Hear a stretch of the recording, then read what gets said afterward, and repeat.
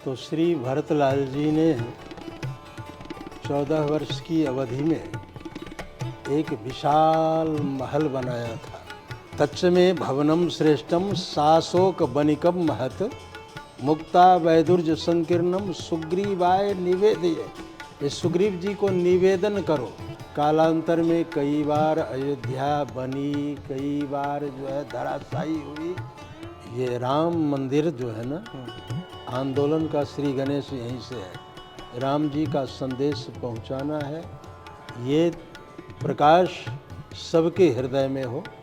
आज़ादी के बाद जो है 2 ही शासक ऐसे हुए जो निस्वार्थ हैं। जन्म भी राम जी से, सारे उत्सव भी राम जी से, और शरीर की अंतिम यात्रा भी राम नाम सत्य है। तो अपने आराध्य श्री राम की प्राण प्रतिष्ठा के लिए अयोध्या नगरी अब पूरी तरह से तैयार हो गई है। यहाँ पर राम जन्मभूमि के लिए एक भव्य कॉरिडोर बनाया गया है, और जैसे ही आप कॉरिडोर में दाखिल होते हैं तो दाखिल होने के साथ ही दाहिनी तरफ आपको एक किला दिखाई पड़ता है, और उस किले का नाम है सुग्रीव किला। रावण से हुए युद्ध में सुग्रीव की क्या भूमिका थी, ये आप तमाम श्रद्धालुओं को ज़रूर पता होगा। लेकिन अयोध्या में इस किले का क्या महत्व है और कैसे ये पूरा राम जन्मभूमि का जो पूरा आंदोलन खड़ा हुआ वो इसी सुग्रीव किले से खड़ा हुआ, इसको जानने समझने हम आ गए हैं आज सुग्रीव किले के पास, सुग्रीव किले पर ही। और सुग्रीव किले में यहाँ के जो महंत हैं श्री विश्वेश प्रपन्नाचार्य जी, जिनको जगत गुरु कहते हैं हम, जगत गुरु श्री विश्वेश प्रपन्नाचार्य उनका पूरा नाम है। तो हम उनसे आकर के ये जानने समझने की पूरी कोशिश कर रहे हैं कि ये जो सुग्रीव किला है उसका महात्म्य क्या है, क्या वाल्मीकि रामायण में इस सुग्रीव किले का जिक्र मिलता है, और आधुनिक भारत में जब से ये राम जन्मभूमि का आंदोलन शुरू हुआ है, चाहे आप उसे विश्व हिंदू परिषद के 1984 वाले आंदोलन से नाम दें, तो उसमें इस सुग्रीव किले की क्या भूमिका रही है। तो गुरु जी प्रणाम। खूब आशीर्वाद। गुरु जी, हमने तो पढ़ा है सुग्रीव के बारे में कि जो पूरा लंका का युद्ध था, सुग्रीव के बिना तो नहीं जीता जा सकता था, और हम इस वक्त जो मौजूद हैं वो सुग्रीव किले में हैं। अयोध्या में कैसे आ गई ये सुग्रीव किला?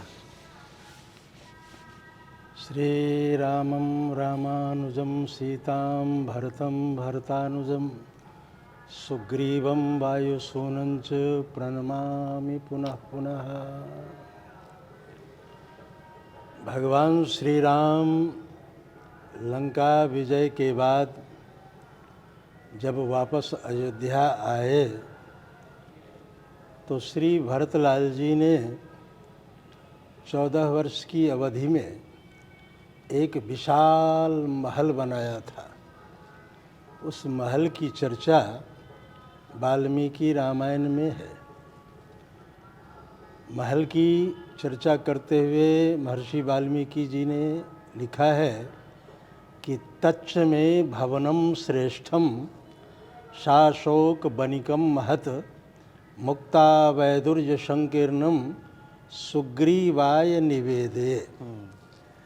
जैसे भगवान श्री राम का आगमन हुआ और भगवान श्री राम जी और भरत जी का मिलाप हुआ, तो भरत जी ने भगवान से आग्रह किया कि हे देव, ये महल 14 वर्ष की अवधि हमने बिताई तो है, साधना में जीवन जिया है, लेकिन अपने आराध्य के लिए, अपने श्री सीताराम जी के लिए ये महल बनाया है जो मुक्ता वैदुर्ज आदि से जड़ित है।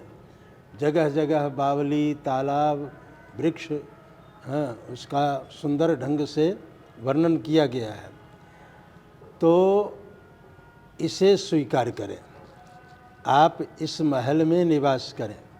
भगवान राम ने कहा कि तुमने जो भेंट दिया है उस भेंट को मैं स्वीकार करता हूँ, लेकिन मेरे साथ मेरे मित्र राजाधिराज महाराज सुग्रीव जी आए हैं, इसलिए मैं चाहूँगा कि उनका सम्मान हो अयोध्या में, और ये महल तुम सुग्रीव जी को दे दो।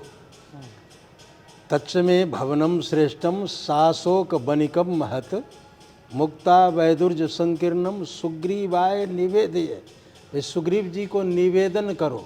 हाँ, ये राम जी का आदेश है कि सुग्रीव जी को निवेदन करो। और भगवान राम स्वयं भरत जी को साथ ले जा कर के उस महल में सुग्रीव जी को राज्य सिंहासन पर बिठाते हैं। बिठाए हैं और अपने हाथों से उनका अभिषेक किया है राम जी ने। तो उसके बाद कालांतर में कई बार अयोध्या बनी, कई बार जो है धराशायी हुई। तो 1973 में हमारे पूज्य गुरुदेव को ये जगह मिली।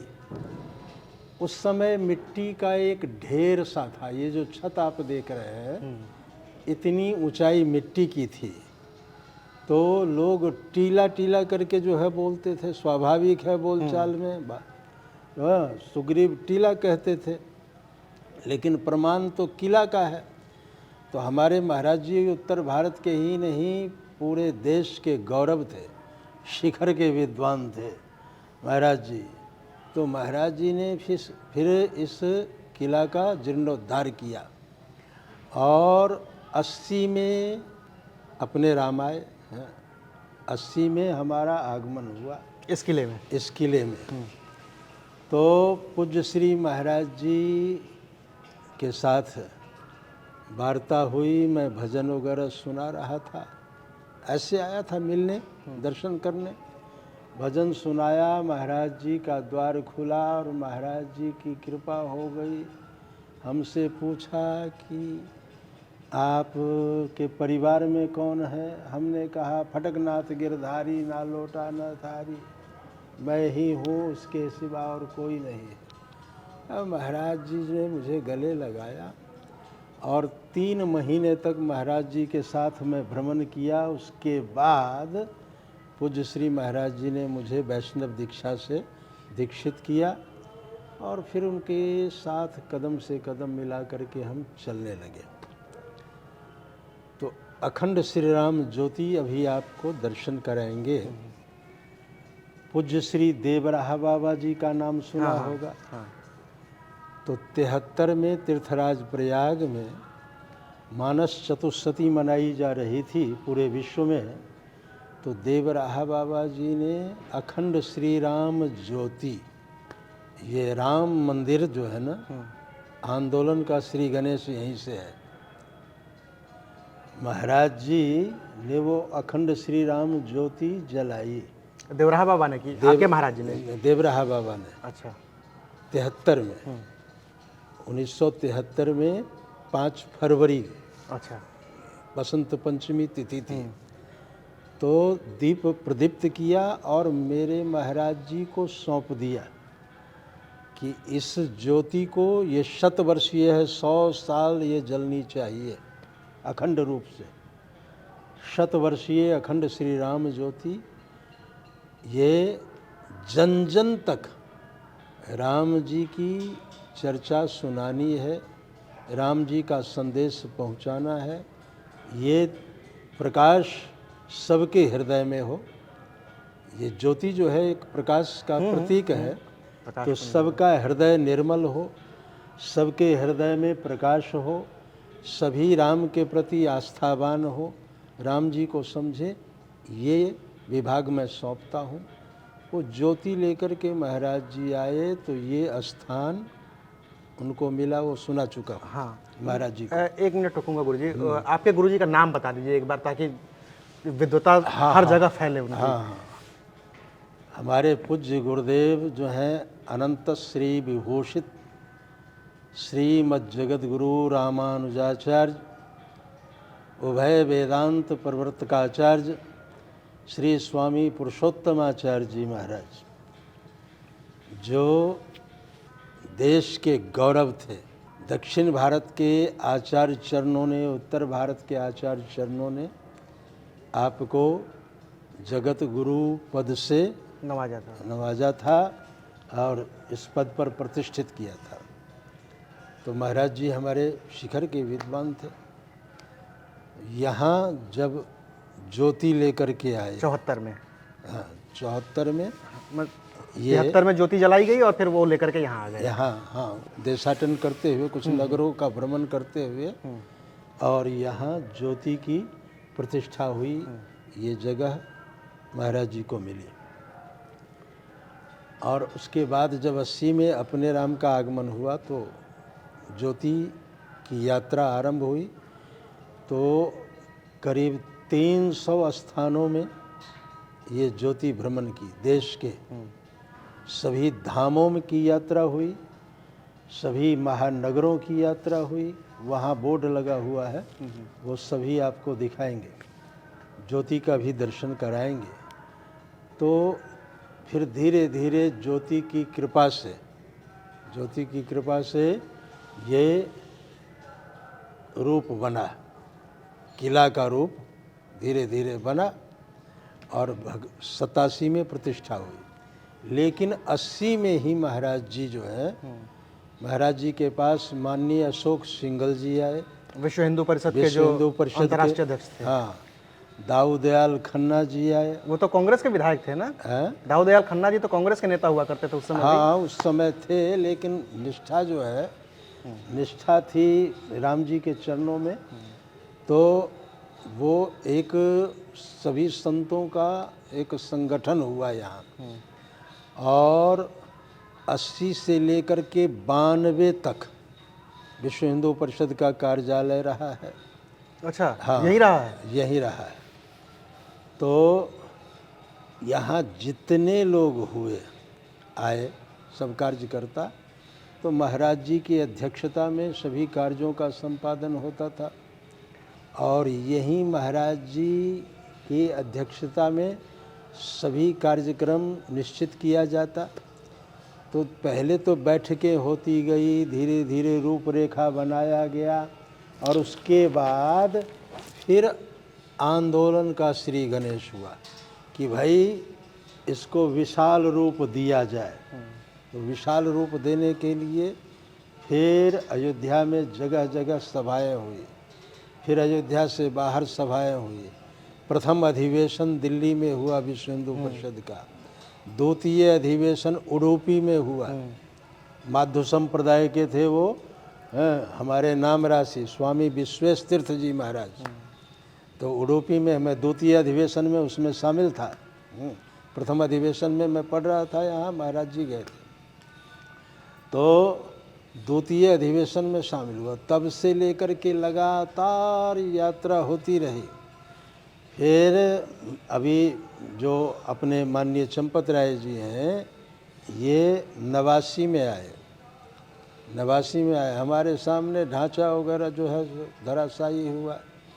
वो जो प्रतीकात्मक सेवा की गई थी, लाल कृष्ण आडवाणी जी थे, मुरली मनोहर जोशी जी थे, ऋतंभरा भाषण दे रही थी और उसी समय जो है सब के सब एकाएक हल्ला हुआ। हम लोग बैठे थे, मैं महाराज जी के साथ बैठा था, सामने लाल कृष्ण आडवाणी जी बैठे थे, मुरली मनोहर जोशी जी और ये सब परमहंस जी, रामचंद्र परमहंस जी जो अध्यक्ष थे, ये सब के सब बैठे थे और अशोक सिंघल जी बैठे थे।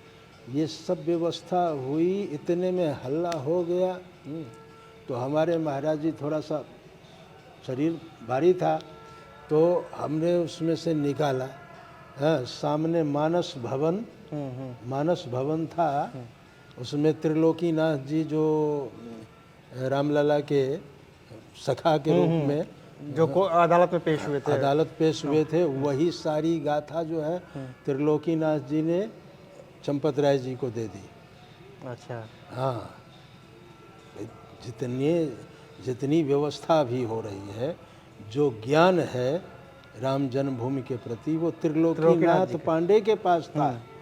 लेकिन वो मरने से पहले अंतिम समय में भी आए थे यहाँ अंतिम समय में भी आए थे हमारे यहाँ।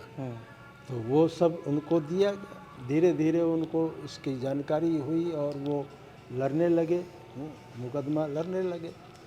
तो महाराज जी को वहाँ प्रतिष्ठित किया, इतने में पता चला धराशायी हो गया और 3-4-5 घंटे में ही सब मैदान साफ एक भी नहीं दिखाई दिया वहाँ। जो भी आए थे कार सेवक वो सब जो है अपने थैले में एक एक ईंट रखे ले गए।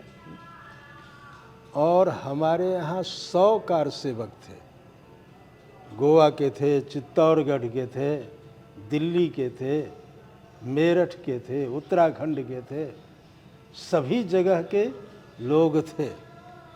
और यहाँ उनकी सेवा होती थी।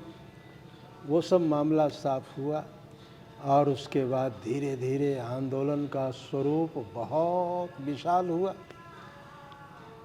92 में जो है धराशायी हो गया 6 दिसंबर को। हाँ, 6 दिसंबर को। और उसके बाद से फिर चर्चा चलने लगी। हमारे पूज्य श्री गुरुदेव महाराज देख नहीं पाए, राम मंदिर को राम मंदिर देख नहीं पाए, लेकिन राम जन्मभूमि के प्रति पूर्ण रूप से समर्पित थे। निस्वार्थ भाव था। महाराज जी के जीवन में कोई स्वार्थ नहीं था। ये था कि किसी तरह राम जन्मभूमि मुक्त हो जाए और वहाँ पर रामलला का भव्यतम मंदिर का निर्माण हो, ये अभिलाषा थी महाराज जी के जीवन में। तो महाराज जी ने 2019 के कुंभ में फरवरी माह में स्नान किए हैं और कहा है कि ये हमारा अंतिम कुंभ है। 9 फरवरी की बात है। 9 फरवरी को महाराज जी ने घोषणा की और वहाँ से आए हैं ठीक 9 मार्च को। ये 9 का अंक आप मिलाएंगे। 9 फरवरी को तीर्थराज प्रयाग में घोषणा की है कि हमारा अंतिम कुंभ है। जोगी जी की प्रशंसा की है, माननीय मुख्यमंत्री जी की खूब प्रशंसा की है कि एक साधु के हाथ में बागडोर गया है। अब निश्चिंत हैं हम, राम जी का काम जरूर होगा, ये सोच करके और घोषणा करके महाराज जी आए हैं। 9 मार्च को महाराज जी शरीर त्याग दिया। हाँ, शरीर त्यागे हैं। हमसे कहे कि एक संतरा ले आओ अंतिम समय में। वो संतरा जो है हमने अमनिया करके देना चाहे, छील करके, नहीं नहीं नहीं, अपने हाथों से करना चाहिए। कुछ फल ऐसे होते हैं। और पाए हैं 3:30 बजे जो उठने का समय था ब्रह्म मुहूर्त में, उस दिन जो है यात्रा पूरी हुई। 9 को घोषणा किए हैं, 9 को यात्रा पूरी हुई है और 9 नवंबर को ही वो फैसला आया है। 9 नवंबर 2019। 9 नवंबर को ही फैसला आया है। 9 का अंक पूर्ण है। गणित की दृष्टि से देखा जाए तो ये पूर्ण है। और पूर्णता की चर्चा करते हुए महाराज जी जो है राम जन्मभूमि आंदोलन का श्री गणेश किया। और हम लोगों ने ऐसा मन में भाव आया कि महाराज जी ने कहा है तो ज़रूर पूरा होगा। नहीं देख सके, लेकिन आज हम उनके इस स्थान पर हैं और इन आँखों से जब हम दर्शन करेंगे तो महाराज जी मेरी दृष्टि से रामलला का दर्शन करेंगे। महाराज जी जो है दर्शन तो करेंगे लेकिन मेरी दृष्टि से करेंगे। हाँ, ऐसा भाव उत्पन्न हो रहा है क्योंकि सारा जीवन अर्पण उन्होंने तो लगा दिया। अब उसके बाद सब अब ये सरकारी ट्रस्ट बनाया गया है, उसमें सरकार जो है शामिल है।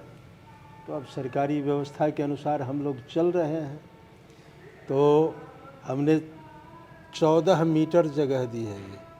अच्छा, ये जो मंदिर बन रहा है यहाँ नहीं, ये कॉरिडोर जो कॉरिडोर के लिए, ये कॉरिडोर में हमारे 2 गेट धराशायी हो गए।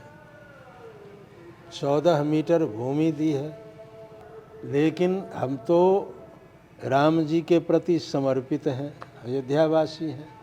जीवन ही राम जी के लिए है। राम जी से छूटने की कोई व्यवस्था नहीं है, चाहे कोई किसी भी पोस्ट पर हो, राजा हो या रंक हो। जन्म भी राम जी से, सारे उत्सव भी राम जी से। और शरीर की अंतिम यात्रा भी राम नाम सत्य है। तो छूटने की व्यवस्था कहाँ है। तो आज अब हमारे पूज्य गुरुदेव तो नहीं रहे, लेकिन विश्व हिंदू परिषद के माध्यम से ही ये कार्य हो रहा है, ट्रस्ट के माध्यम से ये कार्य हो रहा है।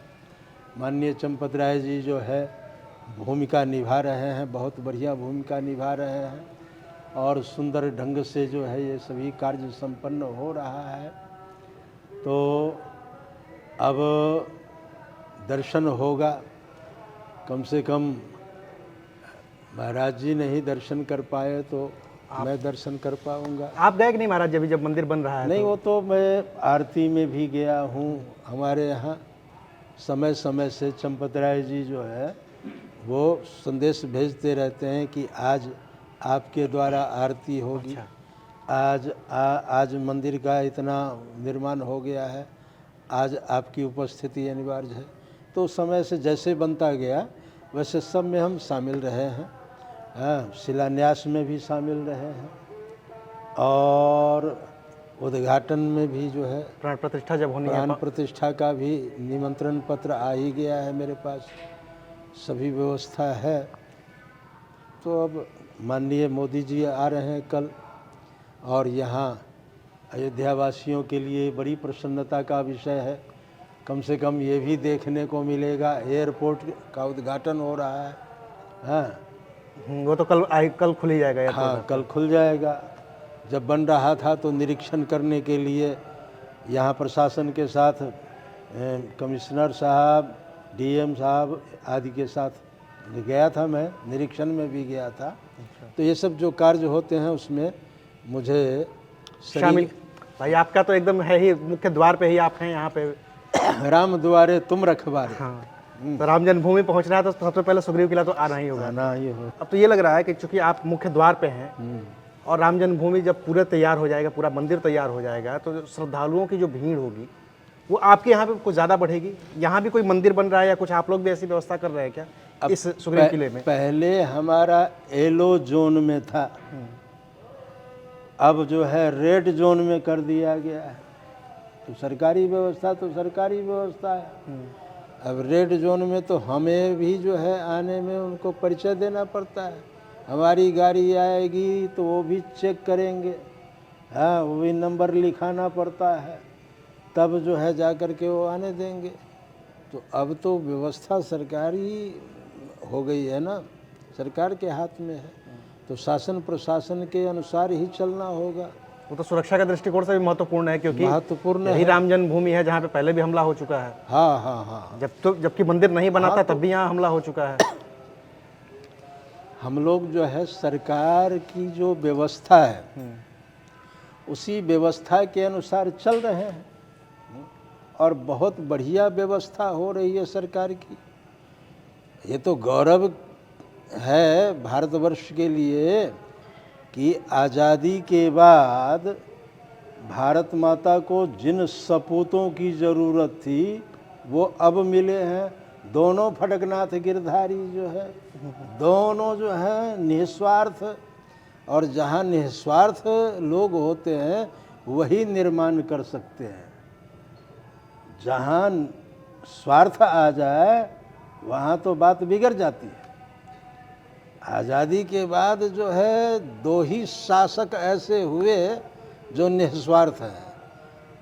माननीय प्रधानमंत्री जी महाराज केंद्र में, महाराज इसलिए कहता हूँ कि वो भी साधु हैं स्वभाव से, स्वरूप से भी, और हमारे उत्तर प्रदेश के माननीय यशस्वी मुख्यमंत्री स्वरूप से भी हैं, स्वभाव से भी हैं। ये तो दुनिया जानती है। दीक्षित भी हैं वो तो बाकायदा दीक्षित हैं। दुनिया जानती है, क्योंकि उनको जो है उनको कहीं लोभ लालच नहीं है, बस दोनों देशभक्त हैं। आपकी मुलाकात हुई है कि नहीं योगी जी से? हमारे यहाँ तो सबसे ज़्यादा आए हैं। महाराज जी से आशीर्वाद लिए थे 2016 में, 17 में मुख्यमंत्री के पद पर आसीन हुए, 17 में आए हैं, 18 में आए हैं, 19 में आए हैं, 20 में आए हैं, 21 में आए हैं, 5 साल तक फ्लीट छोड़ करके आए हैं। इस स्थान से इतना लगाव है, महाराज जी के प्रति इतनी उदात्त भावना उनके हृदय में है कि वो कृपा करके आते रहते हैं, कृपा करके आते रहते। अभी आपको हम दिखाएंगे, महाराज जी के विग्रह का अनावरण उनके द्वारा हुआ है। ये स्तंभ जो देख रहे हैं वहाँ भी नेम प्लेट लगा होगा, उन्हीं के द्वारा हुआ है। उसका जरा महाराज जी बताइए ना, ये जो गरुड़ स्तंभ लगा हुआ है, हाँ। वो क्यों लगा हुआ है यहाँ पे? क्योंकि ये तो सुग्रीव का किला है। ये जो गरुड़ स्तंभ है, गरुड़ जी भगवान के वाहन हैं, विष्णु जी के। हाँ। वेदात्मा विहगेश्वरो यवनिका माया जगन मोहिनी। तो वेदात्मा विहगेश्वर, विहगेश्वर मतलब पक्षीराज गरुड़। हाँ। तो भगवान गरुड़ के ऊपर आसीन होते हैं और यात्रा करते हैं, जहाँ जहाँ जाना हो, आवाहन हुआ वहाँ जाते हैं। लेकिन जब ये स्तंभ देखते हैं तो जैसे गैरेज, जैसे एक तरह से रनवे, भाई एयरपोर्ट में जो है दूर से दिख जाता है कि हाँ रनवे आ गया, अब हमें लैंडिंग करना है, उतरना है। वैसे ही भगवान जब गरुड़ जी के ऊपर आसीन होकर के चलते हैं तो गरुड़ जी देख लेते हैं ये स्तंभ कि हमारा गैरेज आ गया, अब लैंड कर जाएंगे, अब लैंड करना है। तो वो उतर आते हैं और उतरने के बाद भगवान को आदर के साथ उनके शयन कक्ष तक पहुंचा देते हैं, विश्राम कक्ष तक पहुंचा देते हैं, फिर वहीं विराजमान हो जाते हैं। और जब चलना हो तुरंत आ जाते हैं, इसी पर विराजमान होते हैं गरुड़ स्तंभ। तो इसलिए ये वहीं लगता है जहाँ दिव्य देश होता है, उसको दिव्य देश कहते हैं। तो हमारे दक्षिण भारत में बहुत से दिव्य देश हैं। तो यहाँ दक्षिण भारत के जितने आचार्य थे सभी आए महाराज जी के पुण्यतिथि, प्रथम पुण्यतिथि के अवसर पर। माननीय मुख्यमंत्री जी भी आए थे अनावरण करने के लिए। तो ये गरुड़ स्तंभ की स्थापना हुई, दिव्य देश की घोषणा हुई। हमारे यहाँ पालकी यात्रा है, रथ यात्रा है, हंस वाहन है, गज वाहन है, सारंग पानी रथ है, पूरा गैरेज भरा हुआ है, वो उत्सवों पर निकलता रहता है। तो ये व्यवस्था, अब ये कॉरिडोर हो गया। तो इसलिए अब हम अपने आश्रम के चारों तरफ वो रोड वाला हिस्सा बनाएंगे जिसमें यात्राएं होगी। विधि का निर्वाह तो करना पड़ेगा, क्योंकि बाहर ले जाने के लिए तो शासन से अनुमति लेना पड़ेगा। बिना अनुमति के तो जो है, तो शासन प्रशासन से पूरी सुविधा मिल रही है आप लोगों को? हमें खूब मिल रही है। हम लोग निश्चिंत हैं, क्योंकि माननीय मुख्यमंत्री जी ने कहा था तीर्थराज प्रयाग में कि बिना कहे जब सभी कार्य हो रहे हैं तो कहने की क्या ज़रूरत है। बस हमने उसी सूत्र को पकड़ लिया। आज तक हम लोगों ने कुछ कहा नहीं, क्योंकि एक साधु के बारे में जानता है। ये जो मंदिर बन रहा है, ये नागर शैली वाला, दक्षिण भारत की शैली वाला, हाँ। ये सरकार बनवा रही है या आप लोग बनवा रहे हैं? नहीं, हम लोग नहीं बनवा रहे हैं, ये ट्रस्ट बनवा रहे हैं। ये जो मंदिर है, इस मंदिर के लिए विश्व हिंदू परिषद, बात वहीं पहुँचेगी। वो ट्रस्ट जो है बनाया गया, गठन किया गया, उसमें सरकारी लोग भी शामिल हैं, संत लोग भी शामिल हैं, और वो सरकार के देख रेख में सुरक्षा की दृष्टि से ये सब निर्माण कार्य हो रहा है। सरकार का भी सहयोग है। जैसे एयरपोर्ट तो सरकारें बनाई है, एयरपोर्ट, रेलवे स्टेशन, ये किसी साधु में थोड़े वो पैसा कहाँ से आएगा, सामर्थ्य है कि बना सके। ये तो जो सरकार बनाई है, सरकार बनाई है। मंदिर जो है वो ट्रस्ट बना रही है, तो ट्रस्ट की ओर से जो है सब व्यवस्था हो रही है। और बहुत खुशी की बात है कि पूज्य श्री महाराज जी नहीं देख पाए, तो कम से कम हम देखेंगे। आपकी नज़र से वो देख लेंगे। हम देखेंगे तो हम समझेंगे कि महाराज जी की तपस्या सफल हुई, उनकी तपस्या का फल उनको मिल गया। राज राजेश्वर सरकार की जय। श्री राम जन्मभूमि की जय। श्री कृष्ण जन्मभूमि की जय। श्री काशी विश्वनाथ की जय जय सीताराम। तो ये थी पूरी कहानी सुग्रीव किले की जो आप जगतगुरु से सुन रहे थे। बाकी की और तमाम कहानियां हम आपको सुनाते रहेंगे। लगातार हम अयोध्या में बने रहेंगे और कोशिश करते रहेंगे कि श्री राम जन्मभूमि से जुड़ी जितनी भी कहानियां हैं हम आप तक पहुंचाते रहें। शुक्रिया। आप देख रहे थे अनकट।